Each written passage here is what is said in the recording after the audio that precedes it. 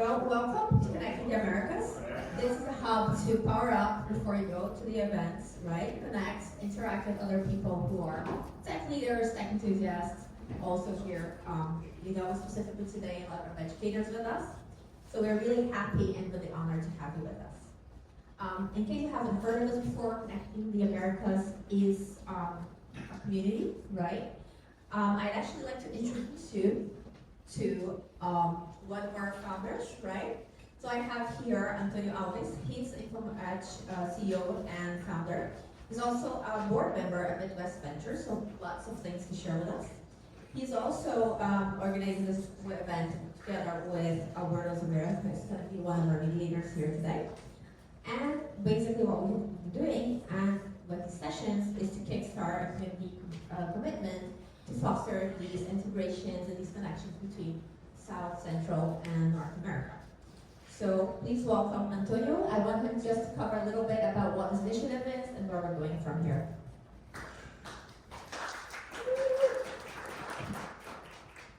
I moved to Austin in July of last year.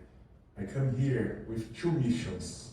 One, provide a bit of American culture for my daughters. Two, to expand connections and opportunities between Brazil and the US.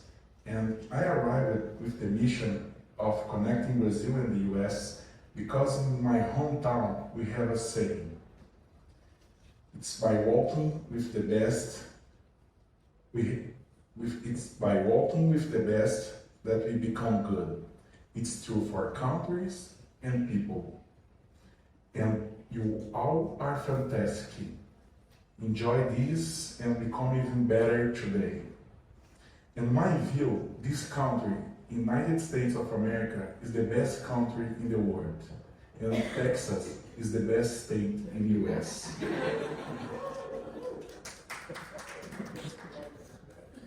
And I know that if Brazil walks closely with the US, it will become a better country.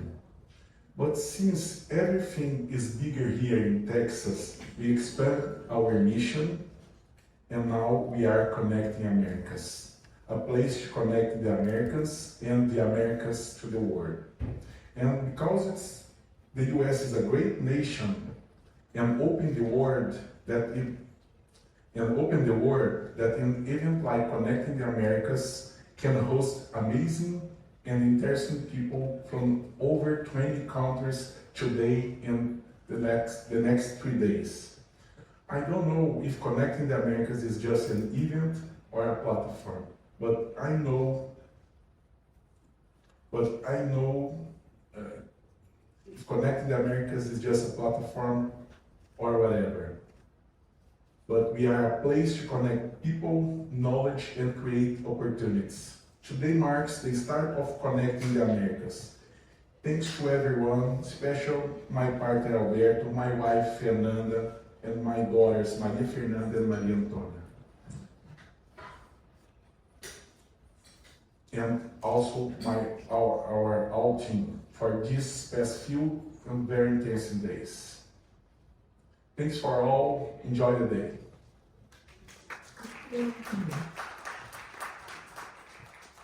Okay, so last thing before we dive into the heart of today's discussion, I just want to thank you from some of the organizations that helped us make this happen. So IWS, InfoMatch, Ubiminds. We have people around here if you want to know a little bit more of how we can support you as well. But any organization that wants to bring the tech community together and help us collaborate and share experiences, I think that's always really welcome, right? So now, respect for everybody's time, let's go forward. Let's focus on how AI can change education and also how ed tech companies and products can adapt to this new scenario that's coming out. Alberto, hand it over to you. I think just one thing. I didn't introduce you guys, so just a quick heads up and go ahead. All right. Good morning, everyone. It's impressive. It's before 9 and we only said AI 3-4 times today already. I'm not sure if you feel the same way, but every other word I've understood is we talk about AI, and that's what we're going to be talking today. We have Alyssa. Alyssa, maybe you want to introduce yourself very quickly, and Pedro, and then I can introduce myself. Hey everyone, my name is Alyssa Lee. I'm a go-to-market specialist at AWS, Amazon Web Services. I'm focused on generative AI. I've been in the space for about 4 or 5 years.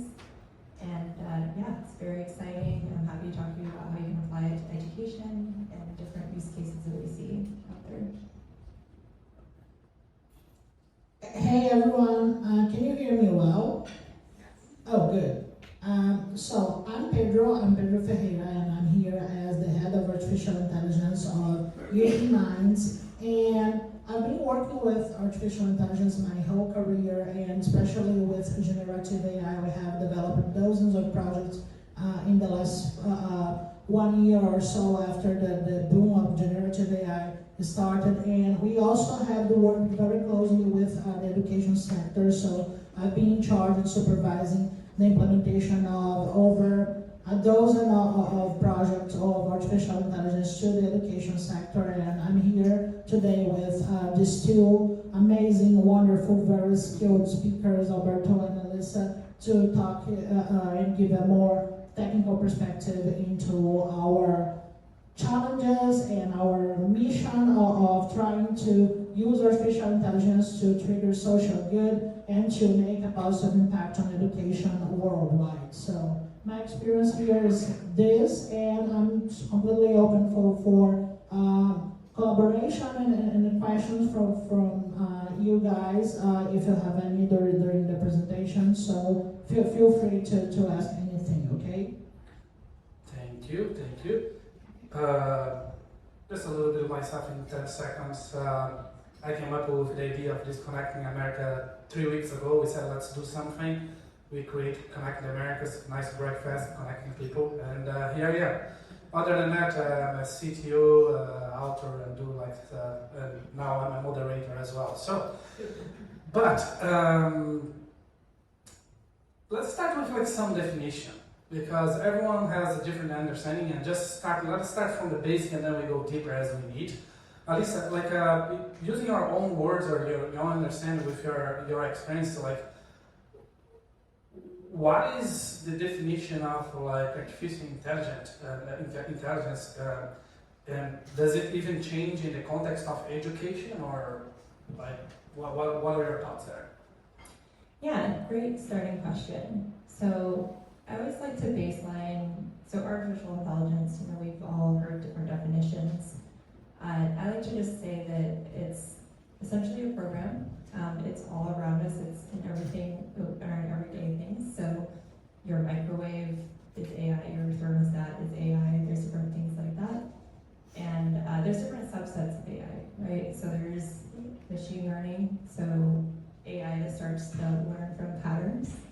And then there's subsets even below that too, like deep learning, where you start to have AI that starts to understand, kind of simulate neuro connections like in a brain, to kind of start to come up with things. So for example, self-driving cars, that's something that using deep learning, it can detect things in front of them and things like that.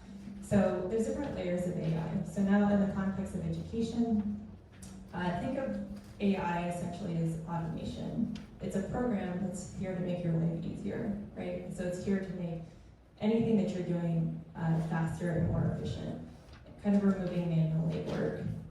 So in education, that could be a space where how does it help your students develop more quickly?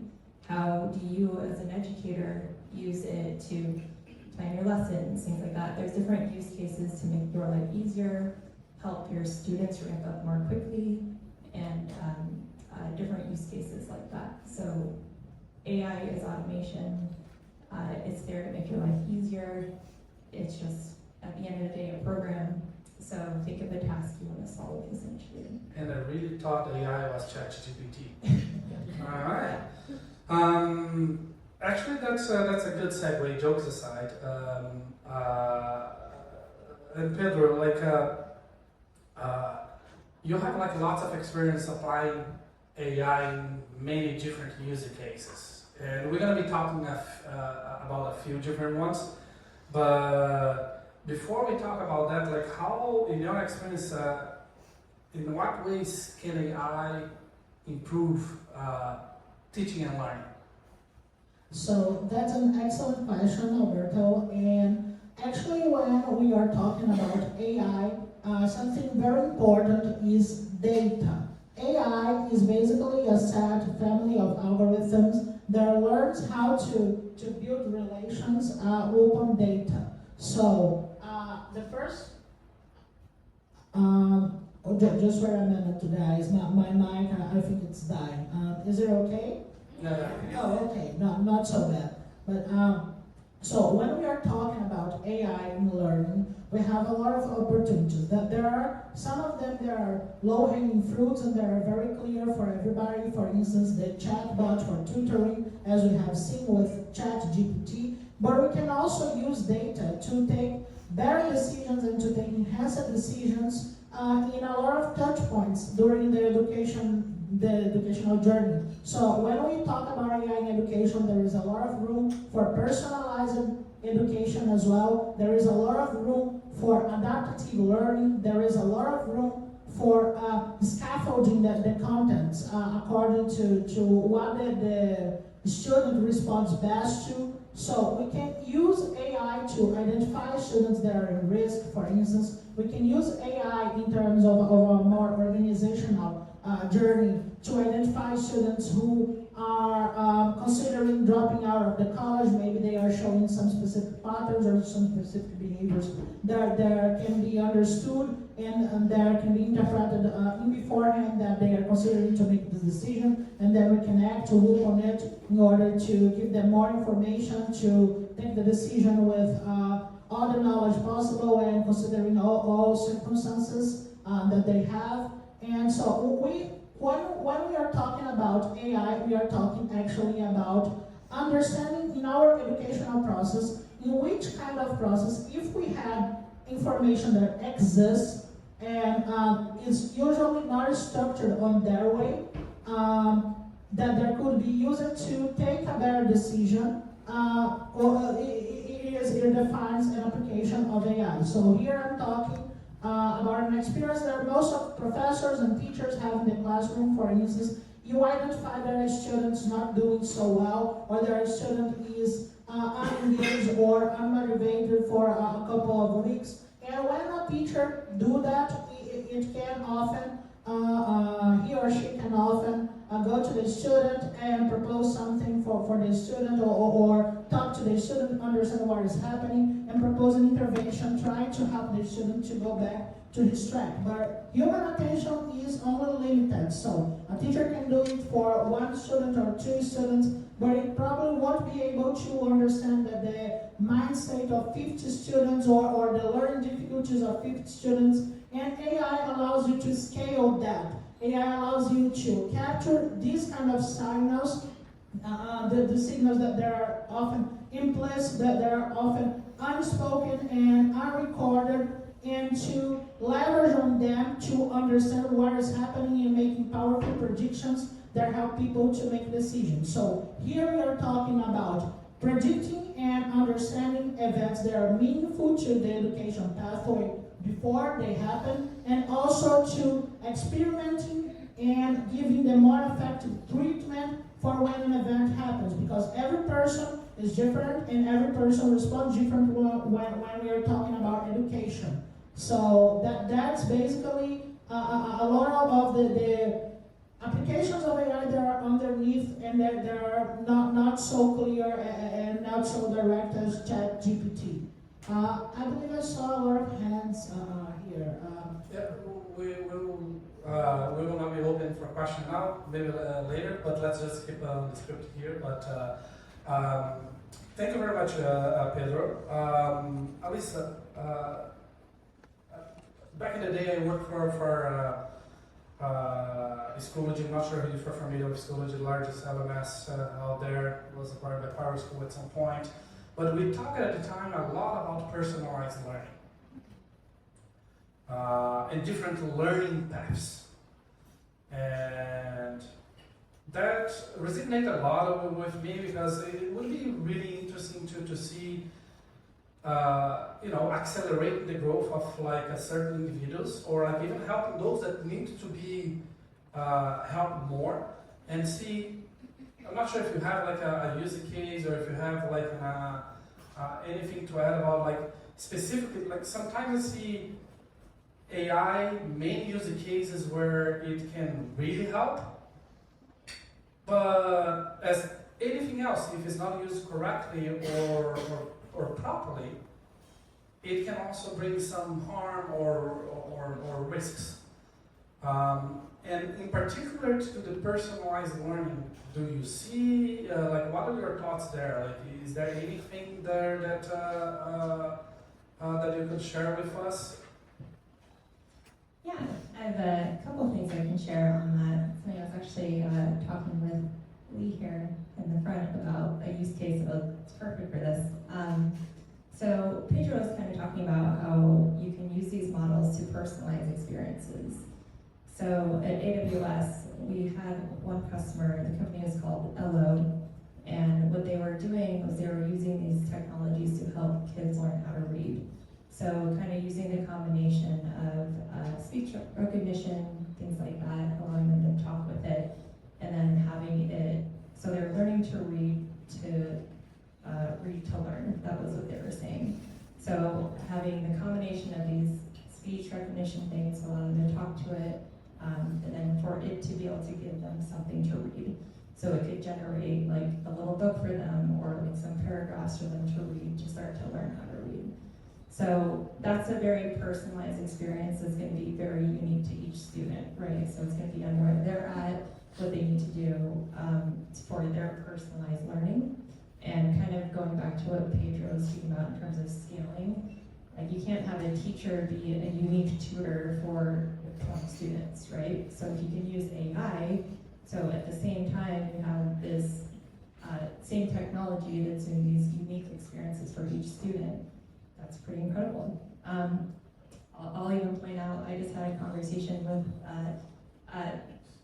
someone else who was also speaking about how you can use, they're looking to have it, like there's a room full of students of different languages, different backgrounds. So say you have a student that's speaking one language, and that's their background. So what if you could have an AI bot give them their lesson in that language, and then maybe have it help them translate to something, the English, and then also something that maybe everybody in the room is also on the same page with. So there's a lot of different use cases like that. And the whole point of the technology is to scale. So using that technology, you can have like one teacher in the room helping with this technology. Now you can teach 20 students of 20 different backgrounds and 20 different needs with the same lesson. Your second part of the question, talking about like maybe some sort of issues that can arise from all that. So really in the sense of where we're going, I want to emphasize. So the only things that I can think of as issues when it comes to algorithms is this concept of hallucinations, where basically you have bad data. So it gives you a bad recommendation, right? So you don't want to have, oh, I'm going to ask this something and it's going to give me something, and you trust it because it sounds, because sometimes when it tells you something like, oh, it sounds so smart the way it says it, that you think it's the right thing to do, right? But it might be a completely wrong recommendation or completely wrong data. So there's definitely different ways on the back end to help train your data. And we always say too that it's like, you want to train across a lot of different data, a lot of different types of answers, and even give it, distinguish what is a wrong answer to it. So like, it's kind of the practice that you do with like image generate or image recognition stuff, where you tell it that, that is that thing, or, that is an apple, and that thing is not an apple. So it can start to train against what isn't right. So a lot of that's the training of the data, but essentially, if you have more data of more diverse backgrounds, then basically it's going to be a more accurate model. But That's an interesting word, like hallucination. So AI models can get hallucinated. I didn't know that. That's actually an interesting one. Pedro, have you actually had to deal with this, and how you fix it? Is that fixable? Especially when we are talking about in this conversation, our context is applying AI for education. And it doesn't feel like interesting thing to have like an hallucinated model in front of kids and like what this actually can. So how do you fix it, and how do you how can you predict that and prevent that to happen? Is that even a thing? Excellent question, Alberto. I know there are some of you who are quite familiar with the concept of hallucination. For those who are not, it's basically when a large language model starts to creating new sentences or adding up new words that are not the right answer for what you have asked it to answer, but are still grammatically and semantically correct. So it makes sense, it seems logical, but it's not actually answering to the question that you have made. And this can include completely made up facts or dates or data and this kind of stuff. And that's a main concern that we have when we talk about education, because education is on its very essence something that there relies on very heavily on factual data. In order to educate someone, you need to know your facts and have your facts straight, so you can tell these facts and you can teach about the reality. And when we are talking about language models, actually we can't guarantee that the output of a large language model, and that's a mathematical problem, it's related to the way it was trained, is corresponding to what we have as a perception of a fact, or what we have as an objective fact in our universe or in our reality. So the problem is actually a limitation of the way we train it, but we have some workarounds on that, because it doesn't mean that since that the model can hallucinate, that it's completely useless or that it's completely unreliable to be exposed to kids. So in order to prevent hallucination, in order to treat hallucination, we have a few approaches. One of them is what we are doing mostly right now in the industry, and it's fact check and it's cross check the affirmations that the model are making. So if the model says something and you can verify it, for instance, you can go on the internet, or you can ask another model to make sure if the two models are giving you the same answer, because the two models are trained differently with different processes of training and different data sets, and so far so on. So if you have any external source of knowledge or a knowledge database from which you can check and cross-reference to guarantee that an assertion that a model has made corresponds to a fact, we can do that programmatically using a concept called tools. So currently that's our main workaround. When the model says something, instead of just taking it at face value, we go and fact check it. But sometimes it may be tricky to fact check, or it may be not possible at all. It may be very hard. For instance, if I ask for a model a problem of math, it will be very hard to just Google the problem and have a good answer for that. So when it happens, we can come out with solutions on our own by coding some other applications that there can help us to fact check, or we can realize that we can't actually guarantee with 100% of certainty that the output is factual. And when we fall in that scenario, where we have very often very good answers, but we are not 100% sure if our answers are completely factual, we need to do a business evaluation of what we are doing. We need to weigh the risks and weighing the potential problems that may arise from offering, for instance, incorrect or inaccurate data for someone, and the benefits that there may arise from using the application, the kind of scale and efficiency benefits that we have. So we are clearly on a trade-off when that happens, but even on a trade-off, the best way to go, the best thing that you can do is to start measuring what is happening. So you know how often the model is hallucinating and how serious are the hallucinations, to understand whether you can live with them or whether you actually Can. So, for most of the problems currently, we can actually fact check or do some kind of more refined layer of checking. But for the problems in which we can't, we need to learn to live with hallucination. We can measure it and see if it's acceptable or not acceptable. It's just good to state as well that in real life, like that, then you can have this little AI assistant that can help pull content that's relevant to your courses, right? So you can point it to whatever you would want to ask questions about. Generally, these type of models out of the box are going to have kind of training models for you available, but if you want to customize that experience to your classroom, to your courses, or whichever, you can just have these models get trained on those. So yeah, you don't need much. So.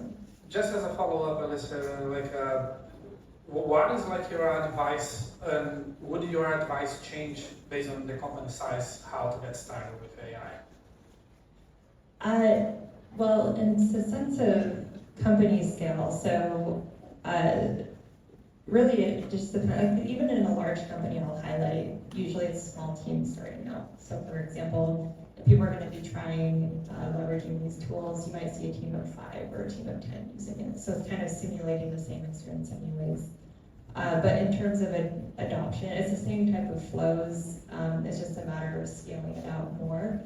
But there's a lot of free resources out there that are like playgrounds, if you will. So like for AWS, I'll give an example in my space, is we have this tool called Party Rock. It's a free service that you can go play with, and you put in a chat prompt and it can build an app for you based on what you say. So the more pointed your prompt is, the more sophisticated the app would be. So it's just a playground. It doesn't save the apps or anything like that, but it kind of simulates for you what you can do with AI, right? So say you had a more sophisticated service like AWS Bedrock, and you actually wanted to build like a fully functioning app. You could take some of the kind of prototype ways that you're playing with it from a playground and put it somewhere. Really, the interesting thing about where we are with AI is like a lot of the art form is like how you're writing your prompts, right? So the better you're at writing prompts, the better results you're going to get. So using something like a playground, like Party Rock, that's free. That's something that you can practice different ways you can ask questions, put in different parameters and conditionals that give you different types of fields and inputs and outputs from that app. That's kind of a cool way to kind of explore it. So it's a good way to get started, and then of course, like there's a lot of different resources out there too that have like out-of-the-box solutions of training models and things like that. Gotcha. Thank you very much. As we're approaching like to the end of our conversation here, Pedro, you started like several different projects in AI. You've been doing AI for like a long time. Even I guess before like this whole, the whole world started talking about AI. What are like some of the common pitfalls when starting with AI? Like things that you've seen more than once that you start actually implementing AI and something was not as expected. What are like the common ones? Yeah, that's a nice question. Actually, the pitfalls that we have when implementing AI, they are very general and they are not industry specific. I've faced a lot of them in very different sectors and in very different industries. But I want to highlight some. The first one is to think that you are not mature enough to implement AI. And because of that, create a cultural resistance to the implementation of AI. Currently, in the state of AI, in the state of affairs that we have today, a team of one person with no data can start implementing AI. For instance, you can use AI for efficiency by asking questions to ChatGPT, because it can leverage and do a lot of heavy lifting of works there. Use it to require a lot of manual labor, and now can be automatized by ChatGPT. So to find the right application or to find the right fit with AI is a question of understanding how on your journey, or how considering the amount of data that you have and considering the problems that you face, AI can help you on your business. So the first of them was this cultural resistance to believe that because all other things were not perfect, the company wasn't ready to use AI. Following from that, we also faced a problem with companies that actually had data, because every so often people prioritize data, amount of data, instead of high quality data. And you can have a lot of data and most of your data can be noise. And if you are on that scenario, you are worse off than if you have very few data but high quality data. So the data generation process is also another underappreciated and underlooked part of many companies, and this every so often becomes an obstacle to implement AI, because there is a principle in AI which people used to call ego, garbage in, garbage out. So if you feed the model with very bad data or noisy data, it will produce noise outputs. So it will produce unuseful outputs, and that's not what we're intending. So focusing on having clean, high quality data is more important than focusing only on having quantity of data, only having a lot of data. And a third problem that we have is a problem related to culture and mindset as well. AI is an empirical science. Running an AI team and running an AI project is very similar to running an empirical applied science laboratory. I learned basically everything that I know about AI on a laboratory doing applied science. Why? Because the way that we improve AI models is having a clear, straightforward, well-defined evaluation metric and seeing how our metric is and making modifications in our input and trying to see if our metric is responding well to that. So you need to track what you are doing and track your results and track your experiments and do that in a scientific way. So a team that there is running an AI application, especially when we are talking about a team that there is not about research and development, it needs to have a culture that is friendly to experimentation and knows how to deal with failure. Because sometimes you need to run 10, 20 different sets in different configurations in order to find the right one, the one that adapts well to your problem and then gives you a good result. So if you are expecting an immediate result without experimentation, without patience to do real world calibration, or if you are not tracking properly the attempts that you are doing and the results that are yielding from them, you will probably fail as well. So that's the third problem. I would say that those three are the big three problems that take AI problems.